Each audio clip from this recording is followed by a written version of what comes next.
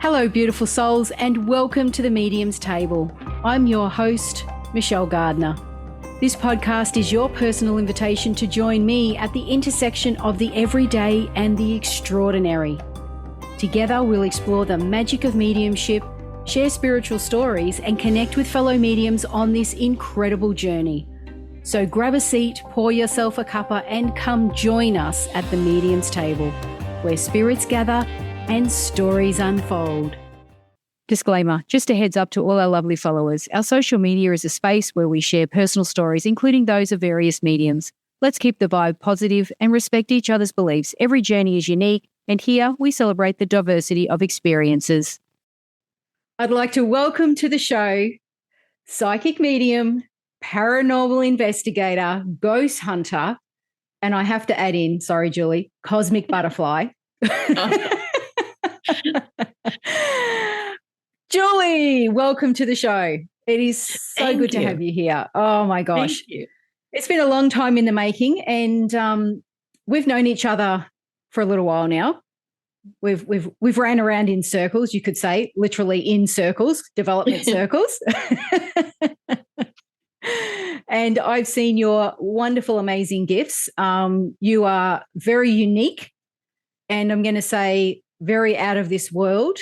And I would love for you to share with us how you got to where you are today, because as what happens with most people I have on here, I actually don't know your full story.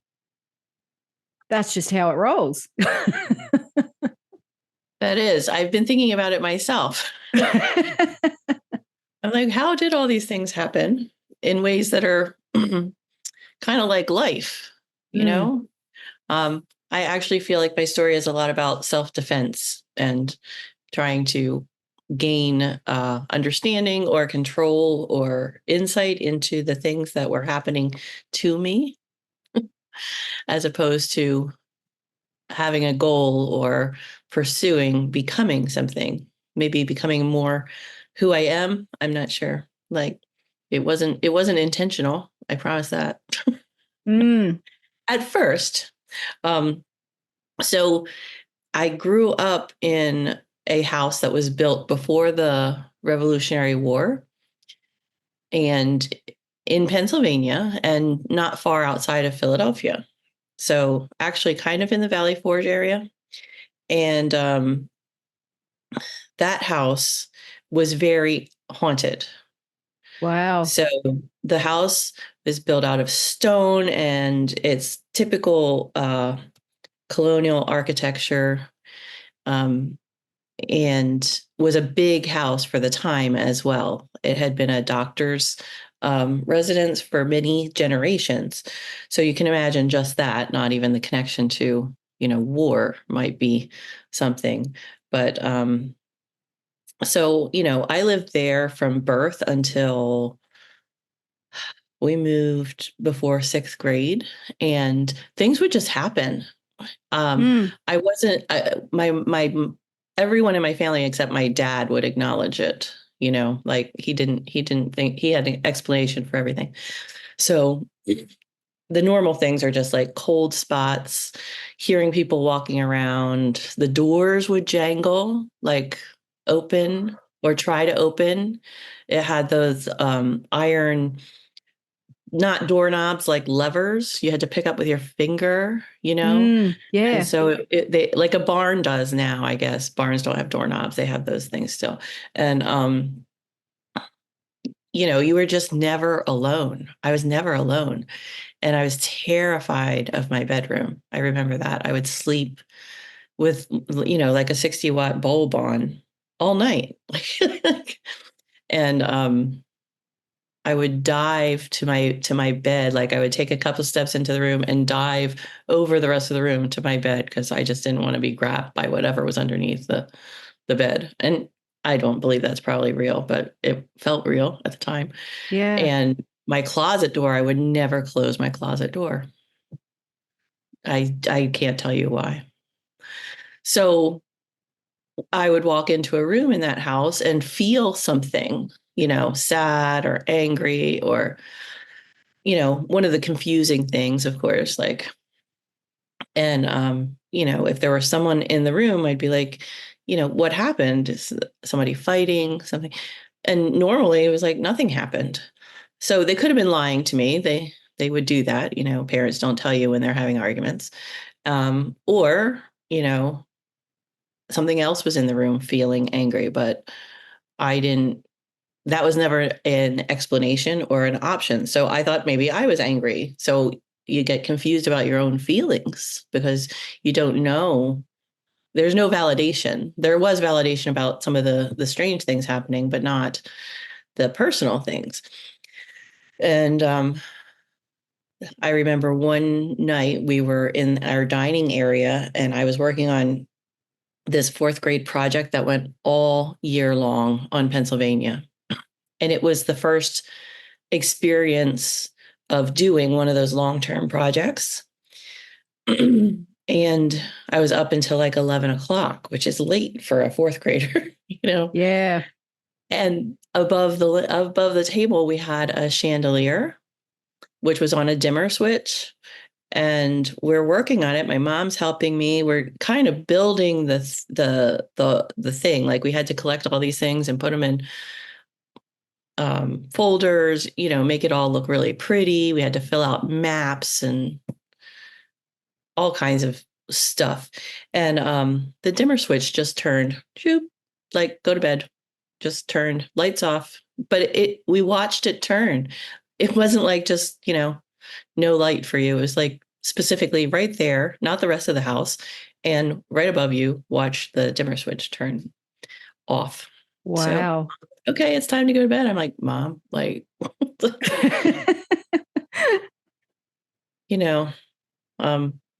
so there were places that my animals wouldn't go in the house, like the cats wouldn't go downstairs in the basement, and they wouldn't go up in the attic. And so it's funny to me because when I look back, I'm like, well, of course I had a lot of anxiety. Like, these things Yeah. are happening and there are things that your family agrees are happening somewhat, but also doesn't or can't validate for whatever reason.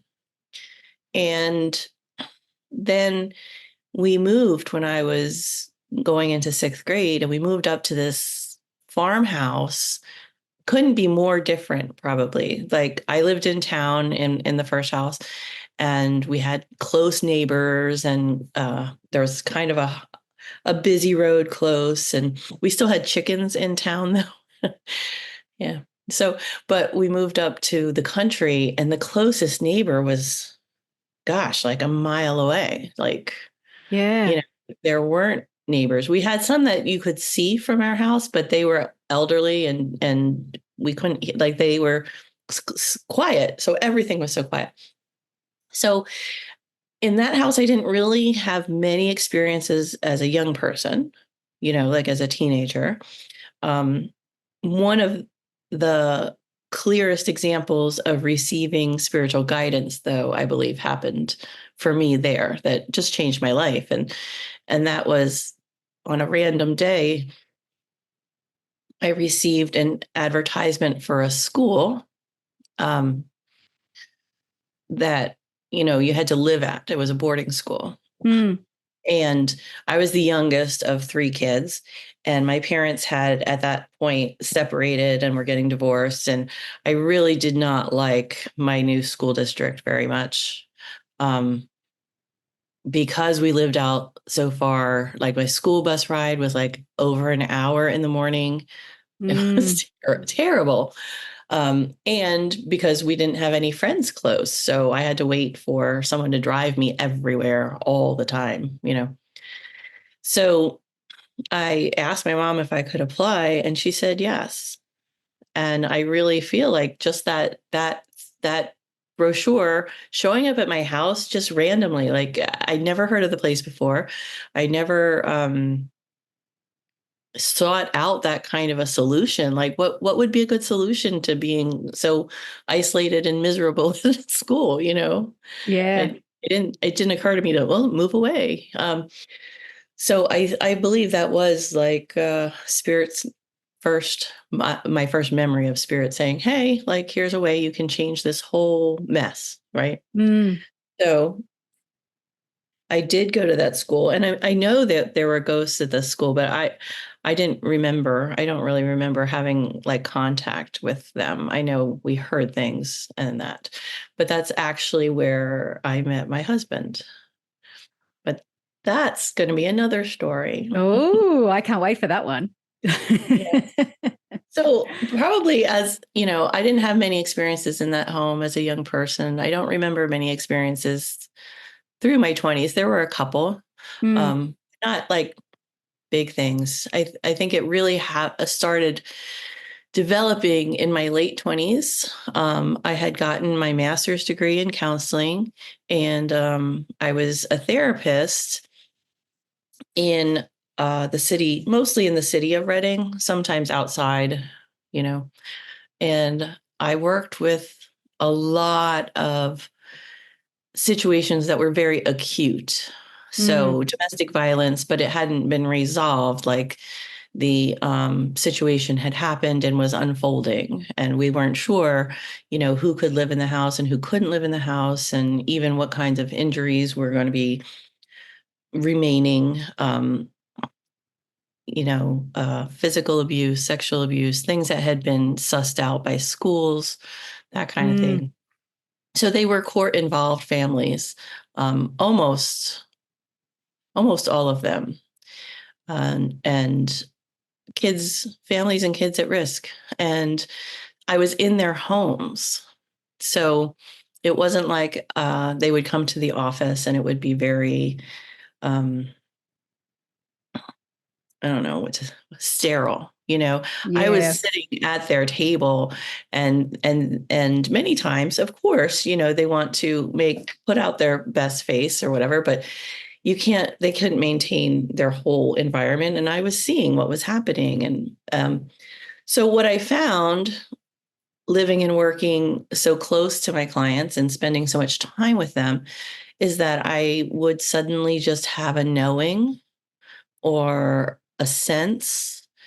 And frequently, so for example, like a case of domestic violence where the judge says the perpetrator can't be at the residence. And I would have to go from one client to another through the city. Sometimes I would have someone with me, like a teenager who we were taking, to go look for jobs or something like that. And I would just drive by that house and I would see the people there. And I'm like, yeah, they're breaking the court order. That can't happen. But it was purely my intuition or purely guidance that was saying, like, swing by that address, see what's happening. Mm, So um, I was like, well, that's great because now I can help move the case forward. I can help resolve things for the kids. Things aren't up in the air if I know one thing or the other, right? yeah. Because I mean, it would be hard for the families. It's hard for the kids to say, of course, they wanted to see their parent or they wanted everybody to be happy. And sometimes things have to get worse before they get better. So we could make it safe. Um, so I started reading just everything I could, that was like late 90s, early 2000, very early 2000. Um, I was just reading everything I could, and most of it was published by Hay House. And I liked Doreen Virtue a lot. So I started reading her things. And, she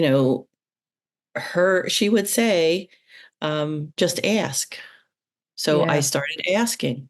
I started asking, and I'd have a case that I was like, okay, what's going on here? Like, I can't figure it out, and suddenly I would get some guidance, you know? Um,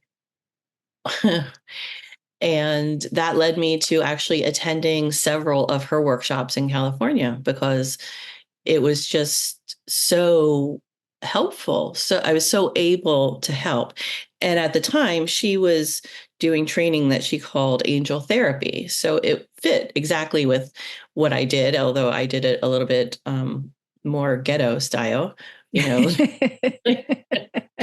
but it really did fit. And like one example I have of that, um, was I had this family that was just, it was such an interesting story because it was a young boy who was on the spectrum before the spectrum was understood at all, right?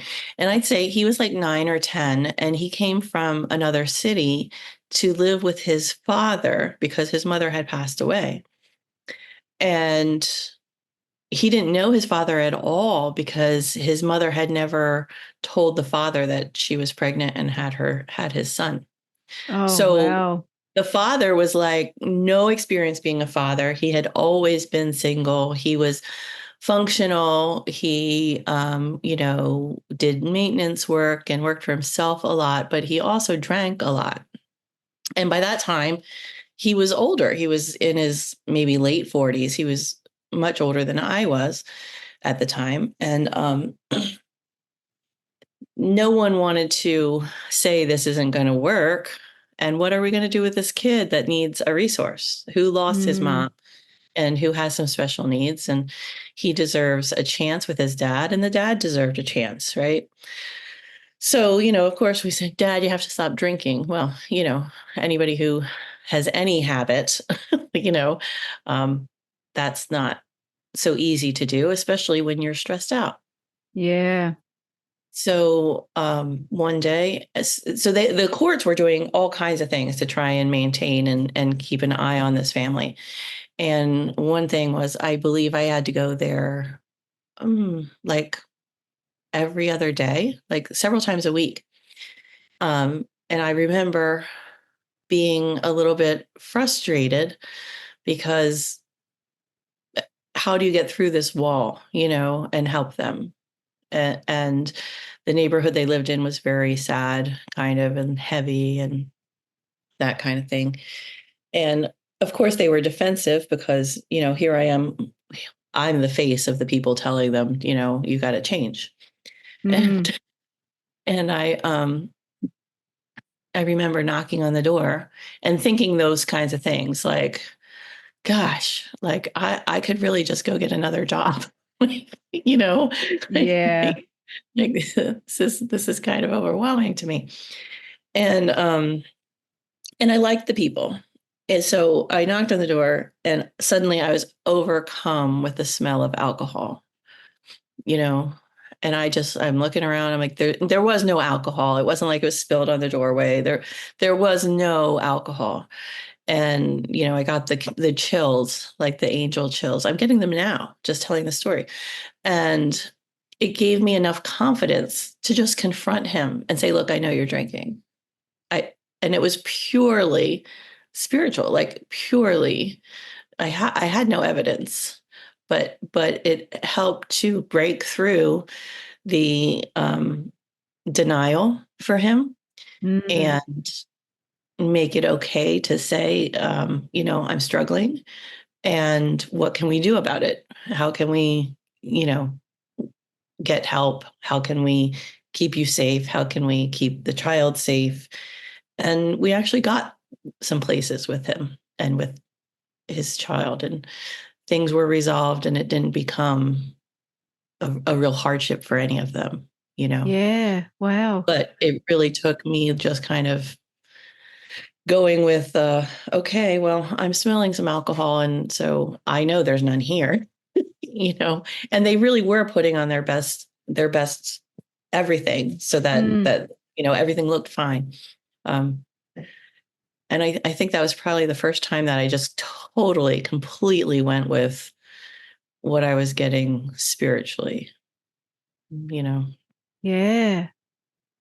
and how quickly things changed after that, Yeah. Right.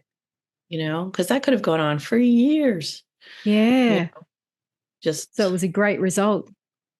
it really was. And so I continued to develop those things. Yeah. Yeah. So And was that through your clients, or was that just in your everyday life? that I continued to develop. Yeah. Um, Some was through clients. I did start doing some readings when I would go to California and have trainings. Um, I started to get involved in core energetics, which is a type of therapy.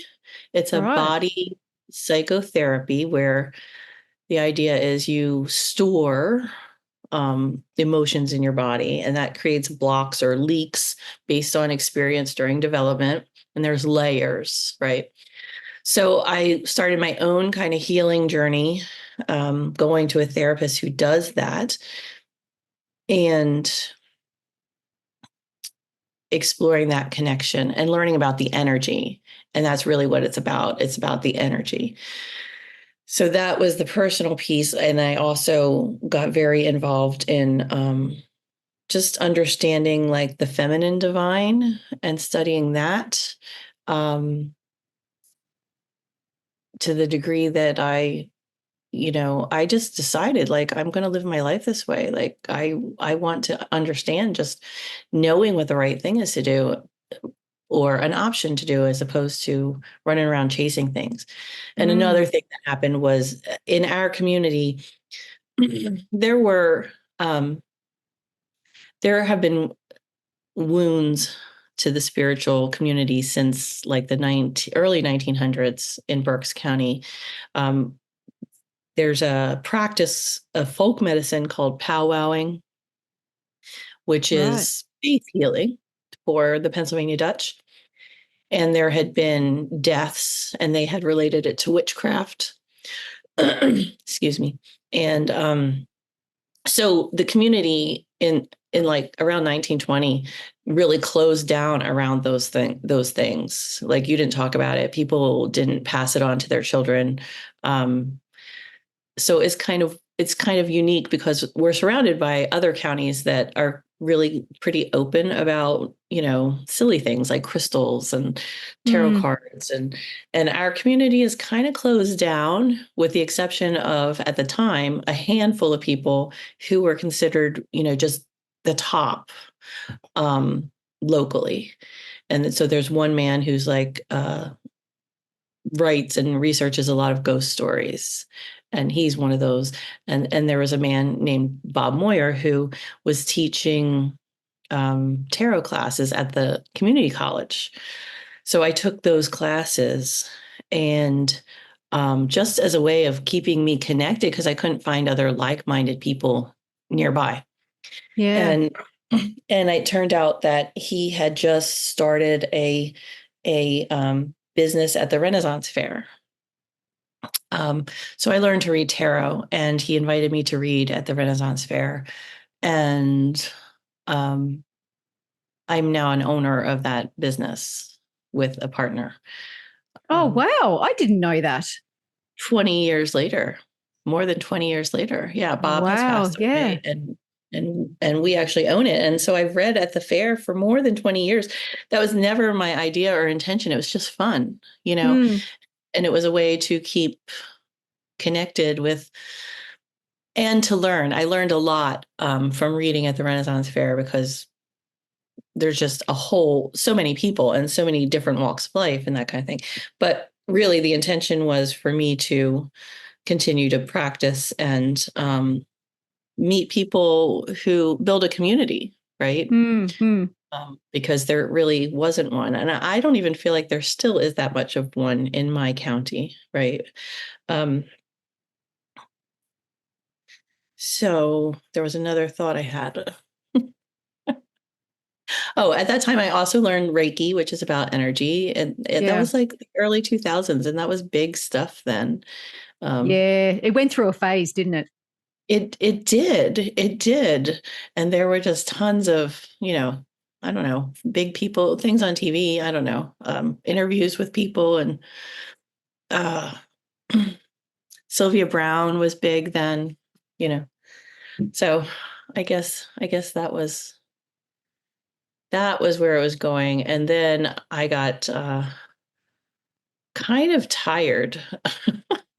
And I got kind of tired of being a therapist. I had an agency with another man. We had started the agency, and things kind of went sideways um, in the ownership of that, in the things that we were being asked to do. It was just exhausting at the point, you know. Mm. So I lost that job, and for about 6 months, I did readings at the Renaissance Fair, especially, and I just kind of learned about the things that were happening to me.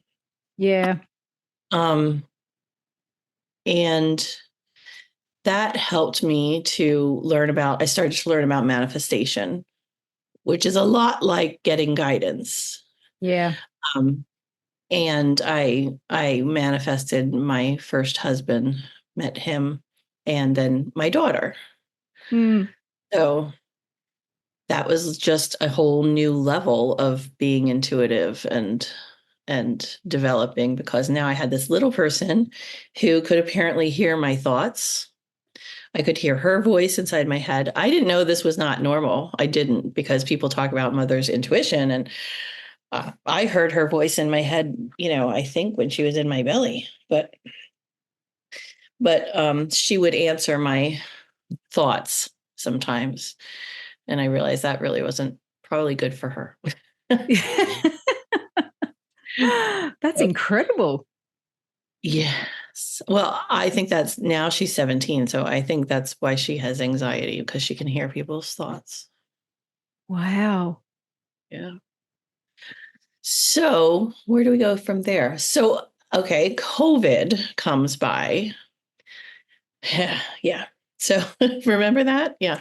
Yeah. So I had, during the time before I had my daughter, and I would channel into journals, just channel stuff. And many of the things that happened during COVID and before COVID were in my journals. And that was easily 10, 12, 13 years before it happened. Yeah. Wow. It was more than that. It was more than that. And then I started seeing other things that I remember channeling about just happening in the world. I'm like, huh, look at that. It's happening. I had always intended to develop mediumship because I enjoyed it, and I would allow it. I mean, it would just happen occasionally um, when I was doing readings, and I would just go with it. I did get some training in mediumship, but that was not available to me. Mediumship training was not a thing at the time. Mm. And then, so COVID happened, and I had this experience with my daughter where just like it felt like a portal opened in the room, and a voice came in and jumped right into me and came out of my mouth, this voice, and gave her a message. And I was like, well, I guess I should probably get on that mediumship thing, because that doesn't feel safe, right? I'm not sure that I want to be the next, movie of the week. I don't know.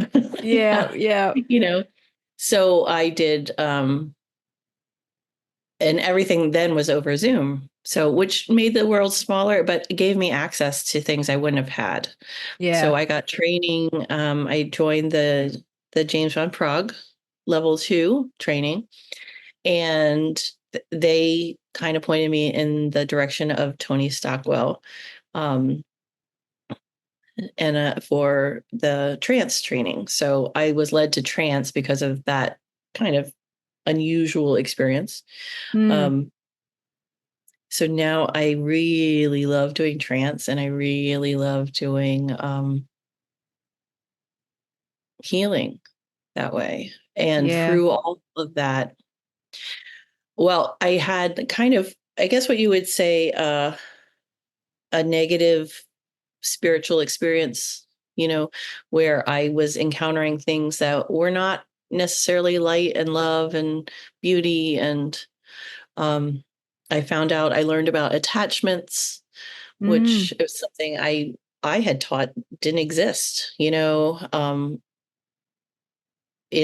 most of the things that are published. It talks about your vibration being too low is what causes those things, and I didn't feel like my vibration was too low, but I absolutely had some dark or negative experiences. And I did go through, of course, emotional trauma myself, Mm. um, that had to be resolved spiritually. But it was this negative attachment that um, also prompted me to get back to mediumship. And Yeah. I learned about gatekeepers and spirit guides because I didn't really know about those when I did take mediumship, which was, a long time ago, 20 some years ago with Doreen Virtue. She didn't talk anything about really our guides. Now, she was always talking about angels and guides, but um, we actually would go into a light trance to do mediumship. So that was a different way than it's been taught to me recently. Mm. Um, and so I understood that we had these guides and we had gatekeepers. And so I had a meeting with my gatekeepers and my guides, and I said, listen, this isn't how I want this to be. Like, I want things to be joyful and light and fun and healthy. I Yeah. don't want the scary stuff. I don't want to deal, not that I'm afraid of it, but I was afraid at the time. I was definitely afraid. And so I literally had like a staff meeting. I said, listen, guys, I don't trust right now because, I was kind of left hanging. I was blindsided. Yeah. I was blindsided by this, dark nonsense. And what are we going to do about that? Because I need to work closely with you. Um, I need to control what's happening. Spirit can't just jump into my body and take over like, the in the movies. Mm. And so I told my guides that for me to build trust, I needed to, one, get information or meet the person who had been referred to in several readings that I had received. So this was supposed to this great love coming into my life, and I'm just like, I don't see him. No, that's not happening. So I told the guides to bring me that person. And then I told the guides to give me more opportunities to share and develop my gifts. So very soon after that conversation with my guides, I got a job ghost hunting.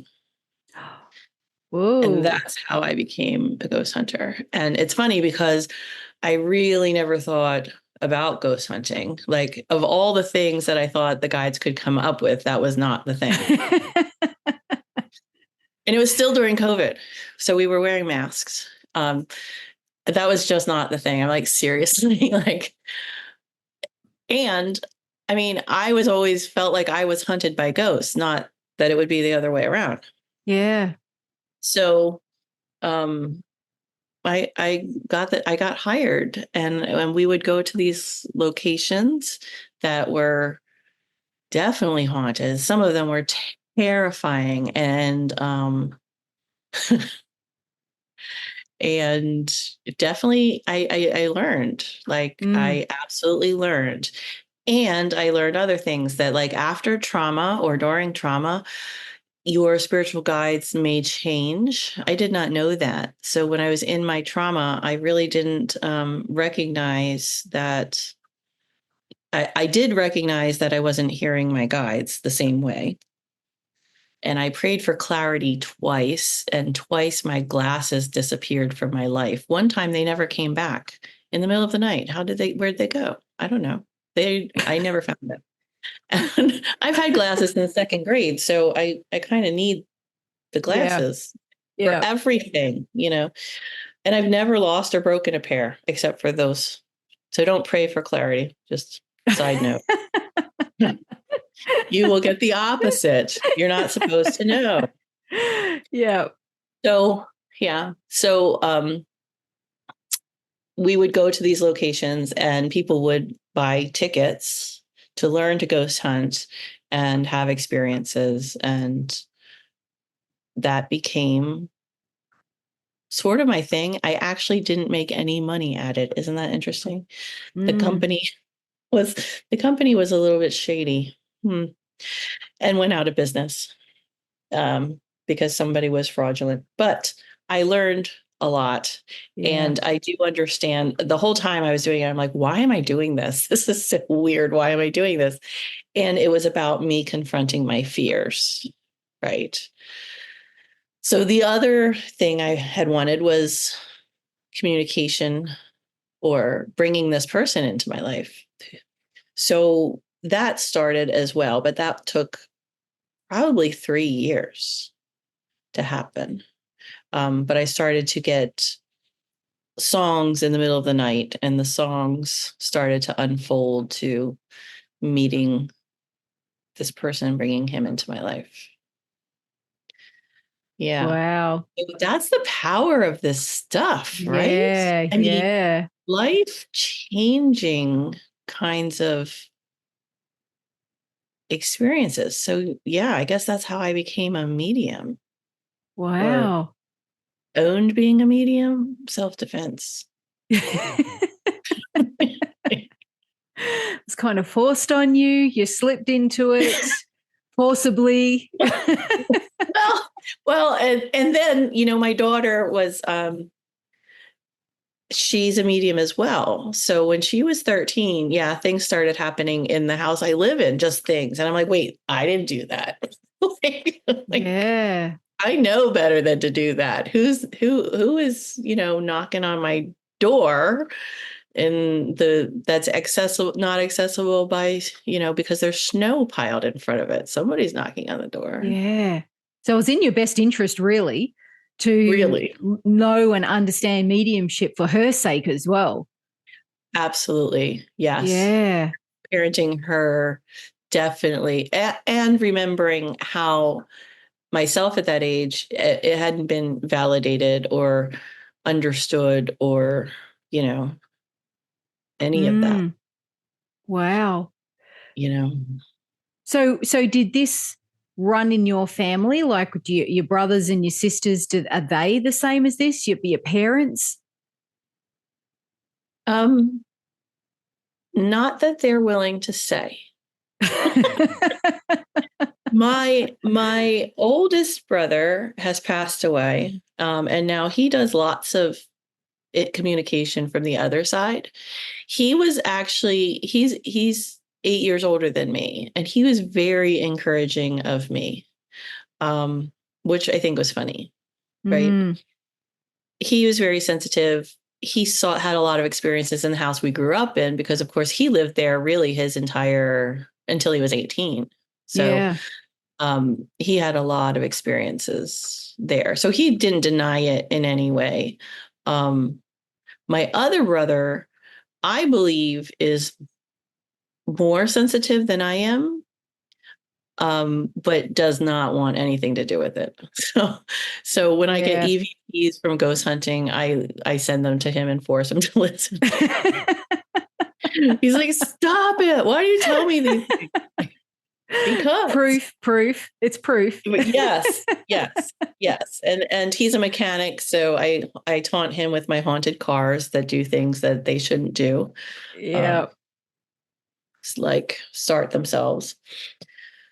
So my parents, I don't know. My dad is still very skeptical, um, but not against it or anything. He's just thinks Mm. I'm probably just a really good salesperson.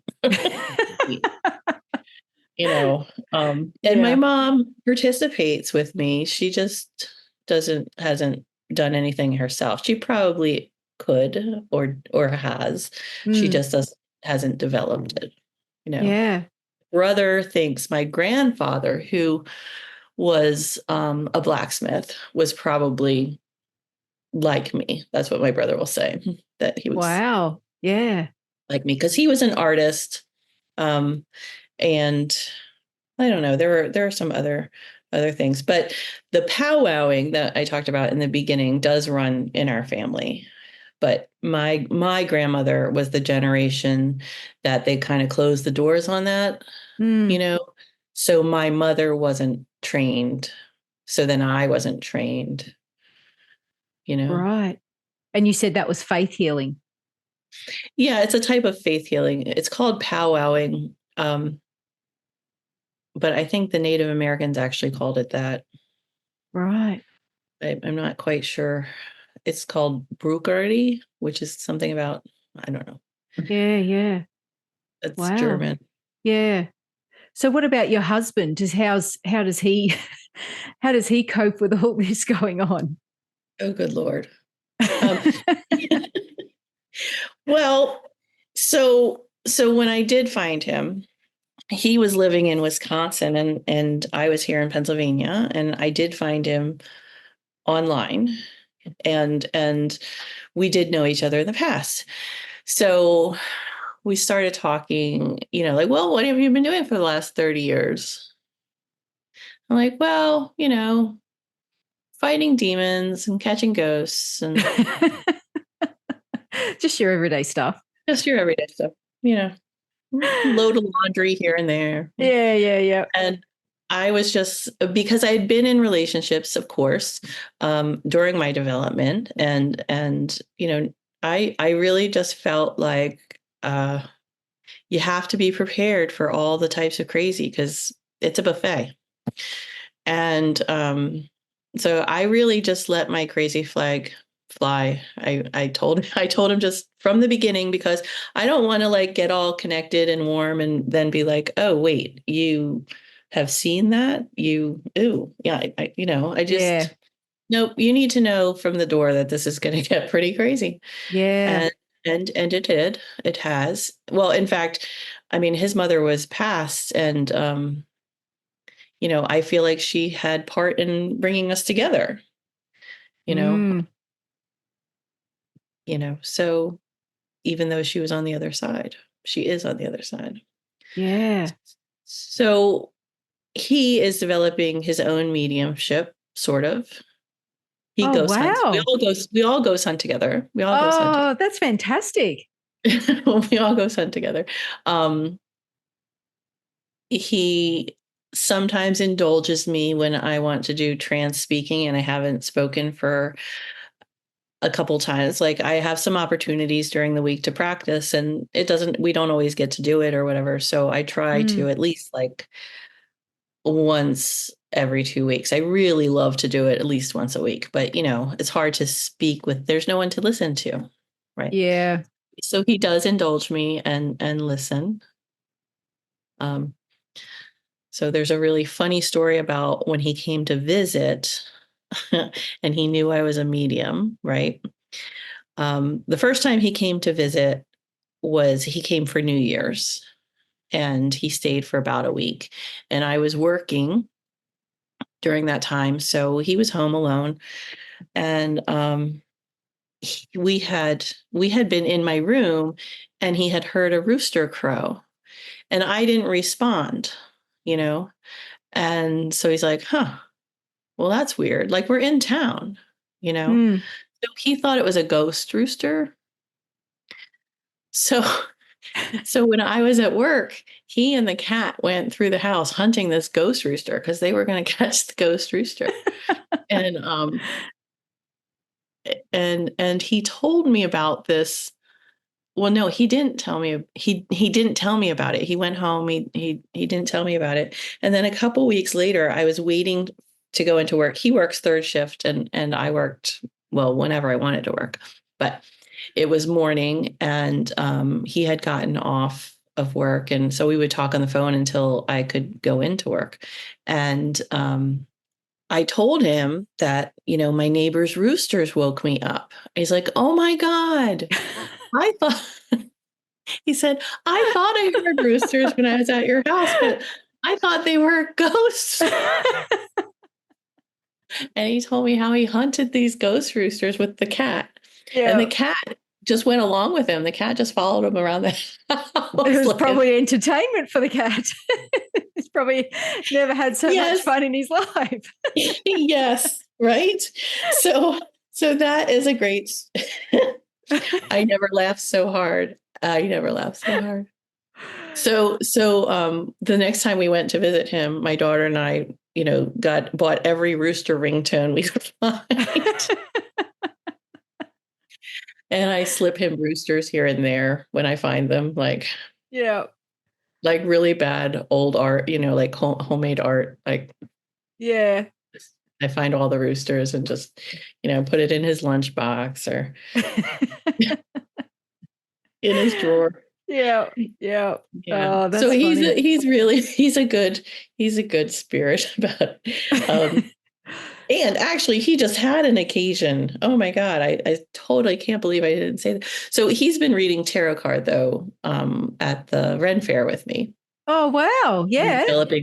Developing that way. So currently we only have one car.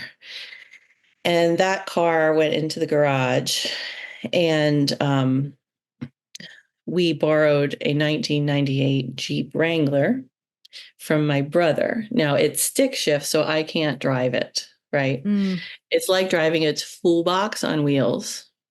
I yeah. mean, it it's so loud you think you're inside a jet engine. And because my brother's a mechanic, it's still being worked on. So there's like no dash. There's no dashboard. There's just the metal. There's there's like it's like going back in a time machine. Oh my God. I can't even believe The I'm bare telling necessities. telling the entire world this, right? My daughter's in the back seat. You can hardly hear her, which is awesome because she's talking. And I'm like, I can't hear you. Like, does this thing have a radio? We're like, yeah, but it's not hooked up. You can sing. Like, this is what it was like in the 90s, right? Yeah. I Yeah. mean, you didn't want to hear the person next to you. It's crazy. So, oh, and then she wants to go like, can we get a drink or something? Yeah, but I have to unzip the window. So he went to the grocery store for us and he came out. Oh, and his phone broke. So he didn't have a phone. So he came out and he couldn't get the key to turn. He couldn't start the car. He couldn't start the car.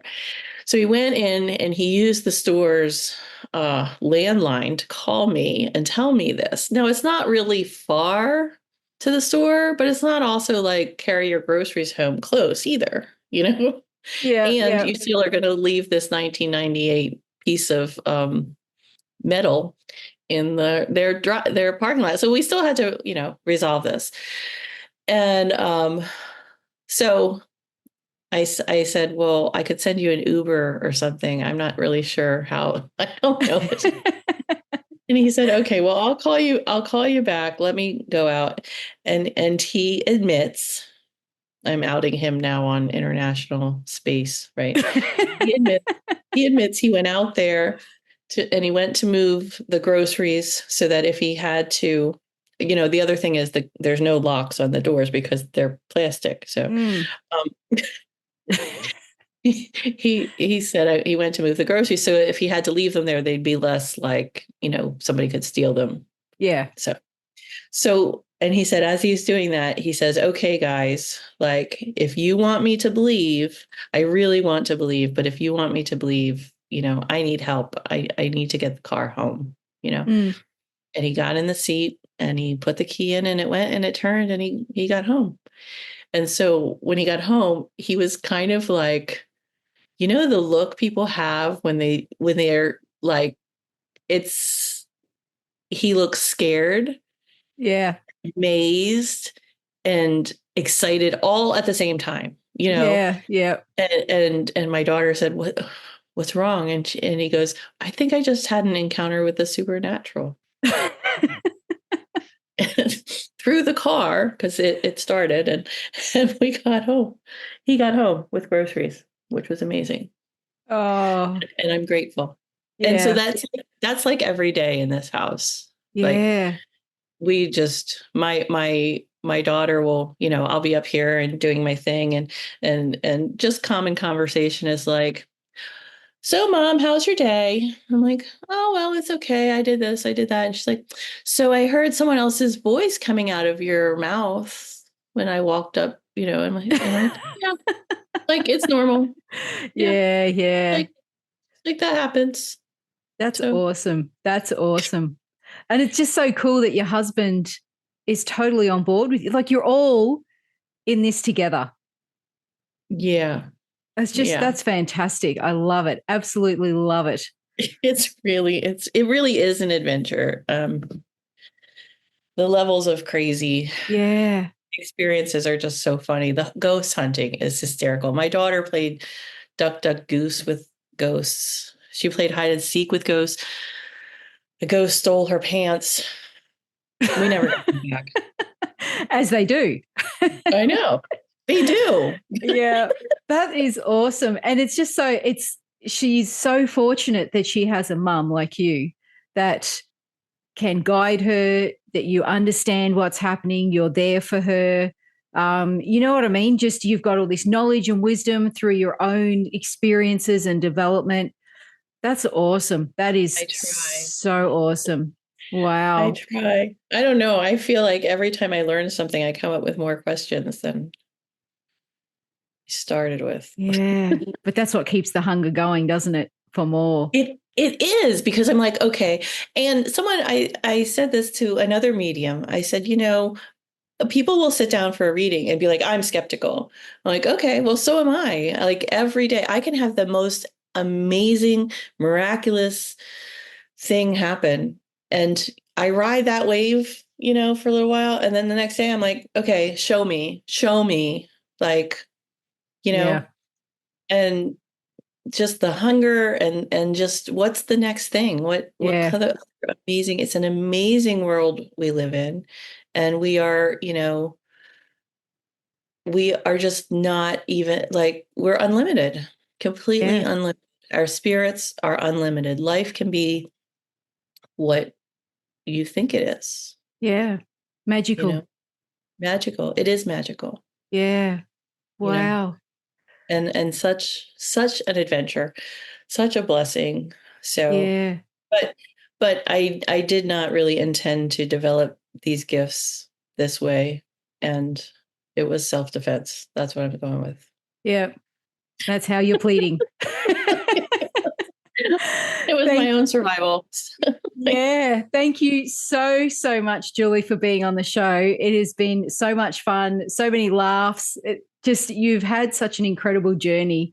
And the fantastic part of it is that your family are 100% beside you on this journey. Yes. Living the magic with you. That is, I love to hear those stories. I love to hear that, that unity. It's awesome. Mm-hmm. Mm-hmm. Where can people find you? My website is mediumatlarge.com, but between the medium and the at and the large, there's a dash. Okay. So we'll have to put it up I'll put that up in the show notes so people can click the link and go and find you. Yeah, awesome. Thank you so much, Julie. I am excited to have you back again very, very, very soon and to hear some more wonderful stories. We might have to throw a ghost hunting story in there somewhere. And they're my favorites. And we'll look forward to having you back soon. Thank you so much for being with us. Thank you so much, Michelle. To view the show notes, head over to themediumstable.com.au. If you want to watch these episodes, head over to our YouTube channel, The Medium's Table Podcast.